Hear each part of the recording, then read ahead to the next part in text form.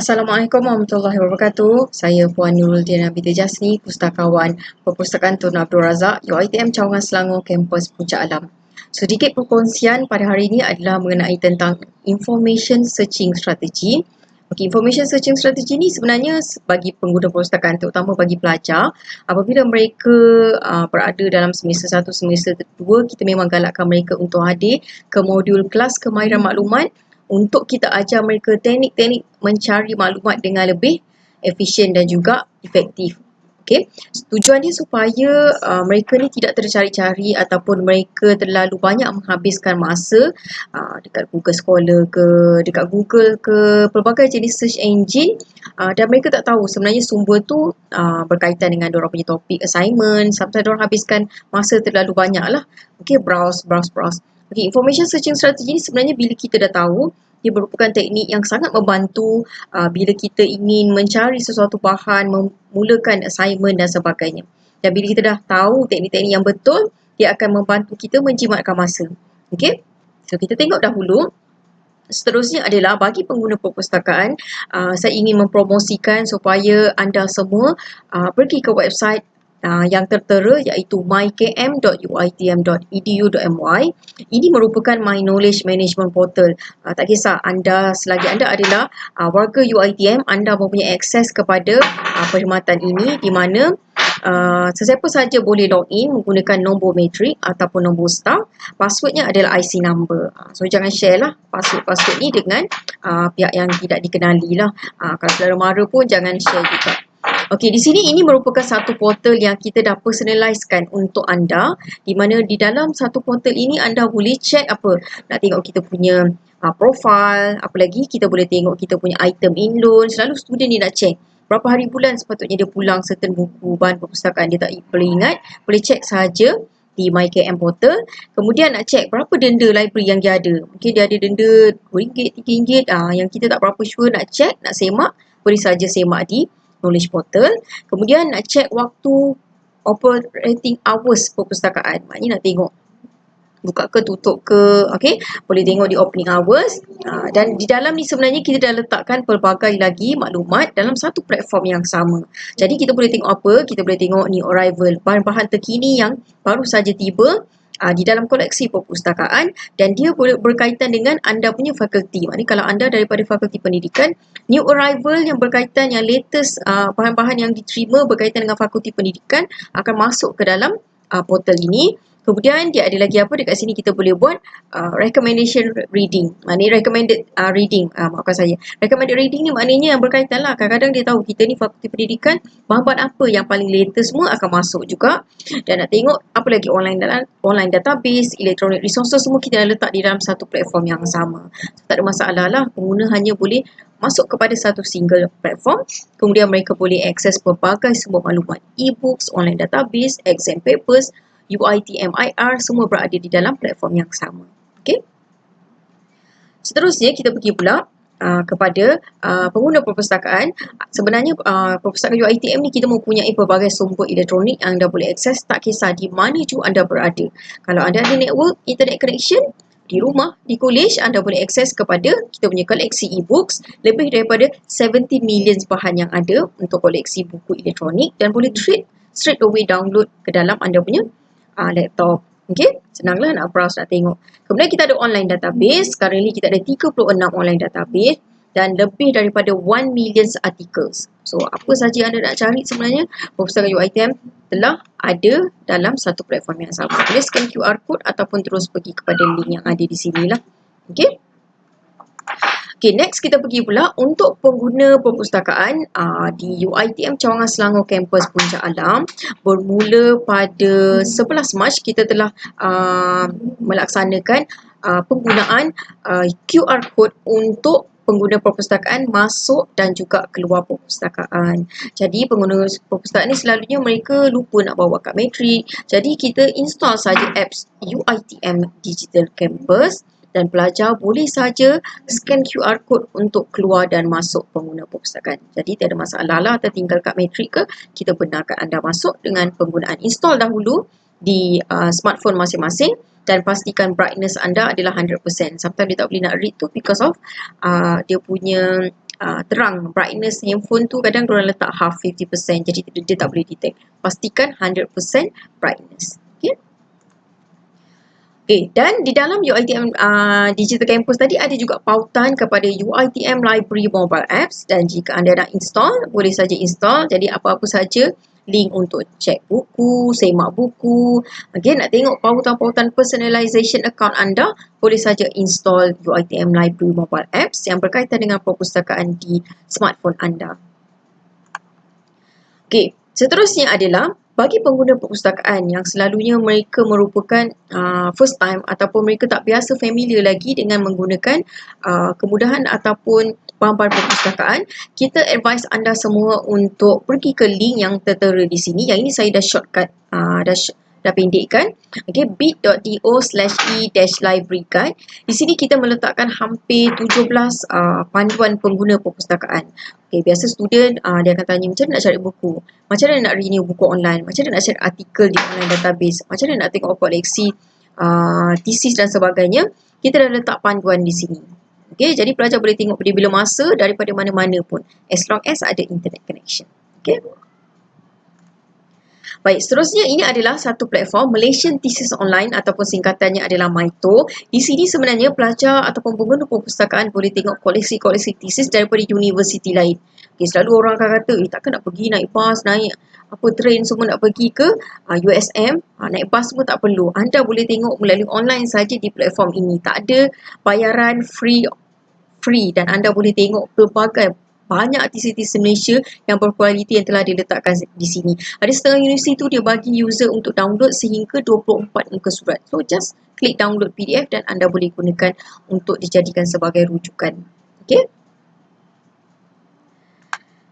Baik, so kita terus kepada what is search strategy.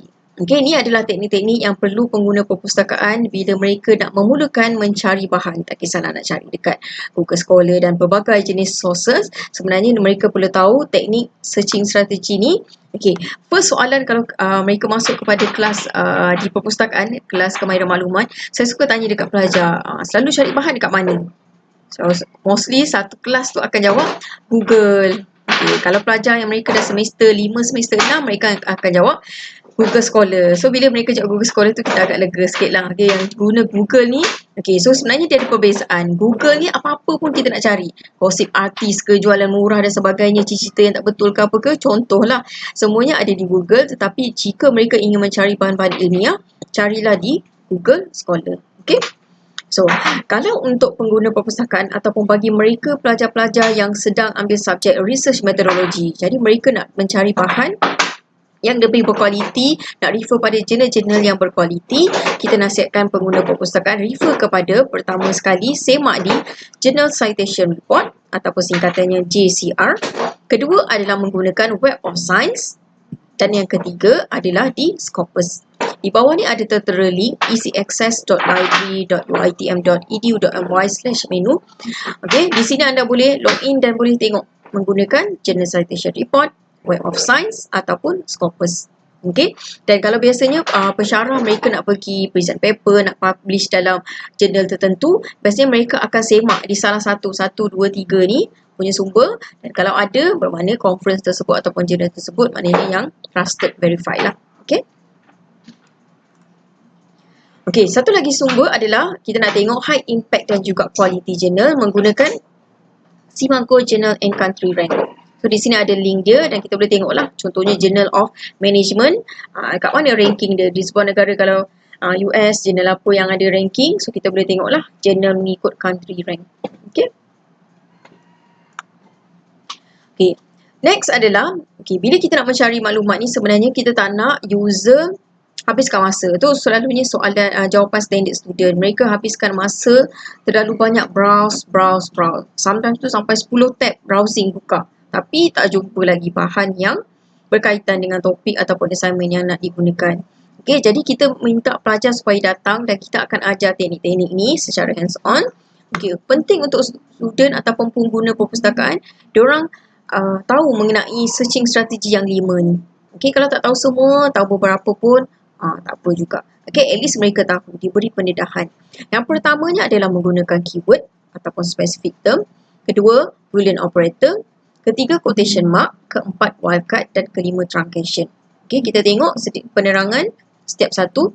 Okey, menggunakan keyword dan specific term ni, contohnya kita ada satu statement. Okey, plagiarism is common among student. So kita kena identify apa dia punya main keyword yang kita nak minta Google ataupun Google Scholar ni cari. So di sini dia punya main adalah plagiarism, dan kita combinekan the second keyword yang penting yang kita nak dia cari adalah student. So kita hanya letak tanda plus, tanda tambah. Dia akan cari combination plagiarism dan juga student. Okay, advice ataupun tips seterusnya adalah, okay, jangan enter perkataan-perkataan yang macam ni. And apa lagi? As, base, because, been, between. Sebab ini adalah nanti dia akan detect itu juga sebagai satu keyword yang perlu dicari. Sedangkan tak ada kaitan pun. Okay? So make sure kita identify dahulu kalau dalam satu statement tu atau apa dia punya main keyword ataupun specific term yang kita nak minta dicari. Okay? Teknik seterusnya adalah menggunakan Boolean operator. Okay, Boolean operator ni sebenarnya dia adalah menggunakan and, or ataupun not. Okay, kita tengok dia punya penerangan. And ni bila kita nak narrowkan result ataupun kita nak buat multiple search. Contohnya saya nak cari tentang management and accounting. So kita gunalah connector and. Ataupun saya nak management or accounting. Atau dan yang ketiga, management sahaja, not accounting. Jadi dia akan exclude yang accounting tadi sebab saya guna not. Okay. So ini adalah dia punya konsep dia bila kita nak menggunakan and, or ataupun not tersebut. Okay. Seterusnya adalah penggunaan quotation mark ataupun exact phrases. Okay. So quotation mark dengan exact phrases ni, okay, dia punya contoh dia di sini. Senang je, kita letakkan quotation mark. Contoh di sini adalah saya nak minta dia Google ataupun databases mencari tentang fever treatment. Saya letakkan double quotation. Okay, dia akan cari fever treatment betul-betul. Okay, selalunya kalau kita type saja macam ni fever treatment, kita akan dapat banyak lah. Kita tengok contoh dia. Di sini saya letak di Google Scholar virus infection. Okay, so bila kita cari letak saja virus infection, dia bagi berapa dia punya search results. Ambil sini 3 million something. Okay, 3,190 results. Banyak lah, millions. Okay, jadi bila saya menggunakan saja quotation mark, letak saja tanda double tersebut, apa yang terjadi adalah dia lagi banyak ke lagi sikit, dia akan berkurang menjadi sedikit. Okay, sebabnya macam ni, dia punya konsep. Okay, bila kita tak letak ni, contohnya macam ni, saya tak letak tanda quotation mark. Okay, dia faham virus tu sebagai satu keyword, infection tu sebagai satu term, virus infection tu sebagai satu keyword yang perlu dicari, ataupun satu lagi, infection virus tu. Okay, jadi tu yang jadi dapat sampai dekat 3 million something ni. Okay, so bila kita letak virus infection, letak tanda quotation, kita bagi tahu saya hanya nak cari yang relates tentang virus infection sahaja. Okay, jadi taklah dapat sampai 3 million tadi. Okay. Seterusnya adalah penggunaan wildcard. Wildcard ni boleh jadi, sometimes kita tak berapa sure tentang satu spelling. Sometimes ada student dia guna US spelling, ada setengah tu guna UK punya spelling. Ataupun dia tak berapa sure lah, takkan nak tengok dictionary time tu. So kita boleh replacekan saja dengan tanda simbol macam ni. Tanda soal. Nak guna simbol lain pun ada juga beberapa karakter, tapi yang ada dekat sini adalah menggunakan tanda soal. Jadi apa yang terjadi, dia akan cari juga tentang behavior, behavioral, behaviorist dan sebagainya. The rest of it, dia akan tetap cari dalam kita punya search results. Okay. Okay, penggunaan truncation ni sebenarnya simple, hanya meletakkan tanda asterisk. Okay, di belakang certain keyword yang kita nak cari tu.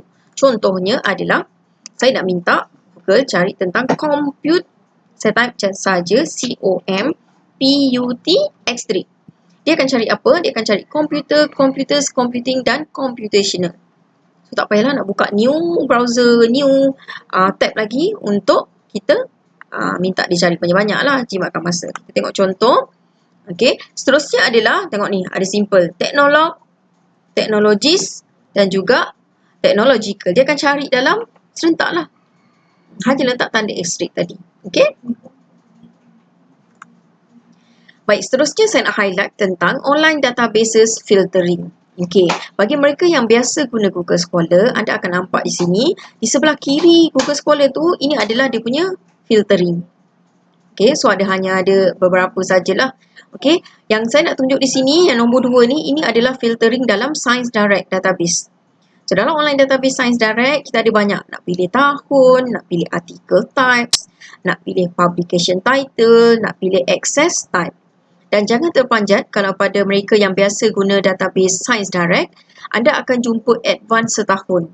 Contoh sekarang ni baru bulan 3, 2020, bila anda cari sesuatu bahan tu, tiba-tiba anda nampak 2021 punya bahan.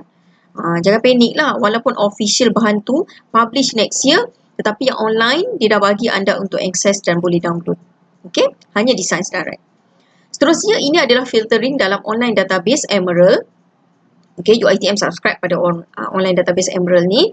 So, kita boleh pilih apa? Only content I have access. Maknanya yang UiTM subscribe saja. So, memang anda boleh download.